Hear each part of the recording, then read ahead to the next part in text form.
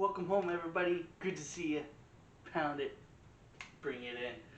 Great to see you guys. It's a little bit different today. I don't know if you can tell. But we're going to talk a little bit about Purim. Now, Purim, if you guys don't know, happened, well, yesterday if you were in Israel. Well, I mean, if you are watching this, if you were in Israel. And then Tuesday here in the States. Purim was celebrated, and what it is basically it is the celebration of the story of Esther, the book of Esther, which I highly recommend that you read this week, just the story and the significance that it really brings about, well, what a lot of people would consider as, luck or right place, right time, things like that. Well, as we know, it's all of the way that God works sometimes. So, interesting thing about Purim, or at least about the story of Esther, is that it's the one place in the Bible, and this is where research I found is that it doesn't actually say God's name.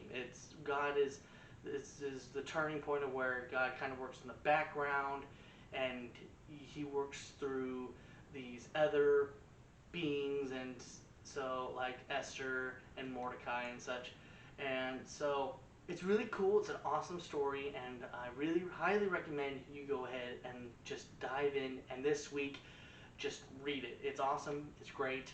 So yeah, so what is Purim other than that it is the celebration of the story of Esther? Well, it's that in itself is really a lot. It is basically the celebration of that there was a time where the Jewish people were close to being wiped off the map, but because of God and because of the strength and the courage of a young woman named Esther and her uncle Mordecai, that the Jewish people survived and ended up and thrived, actually. So again, it's an awesome thing. You guys, not saying you have to, or oh man, I missed it or anything like that. Just wanted to kind of give you an update that what Purim is, why it's celebrated, and even here's a few things that you may not know of what they do for Purim. This is in case if you guys I don't know much about this tradition or even this celebration, because who it was new to me not too long ago. So that's why. But some cool things that they do is, so they usually will recite at a synagogue the story of Esther, and it's a very now normally when they recite from the Torah or any sort of reading, it's a very quiet and dignified type sermon or event. Here though, they are encouraged to be vocal and boisterous. So every time you hear the names like Esther or Mordecai, the good guys, you cheer and hooray and shout and even do a little dance, and the kids go crazy. It's fun.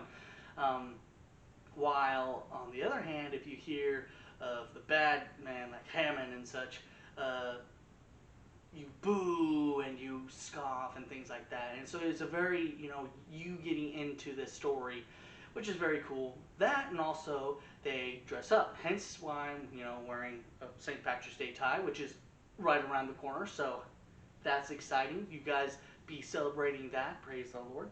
And these shades. I don't know what I'm dressed as, but it's something. I figured I'd throw something on that I had lying around, but cool. Anyways, like that. Now you might be wondering, well, why? What's the dress up? What's the point of that? And so really, there's several different ideas, but mainly what most people kind of say is that it is how Esther disguised her Jewishness to the king so that she wouldn't be killed or off or anything. But basically, how she dressed up to be whatever she needed to be to survive.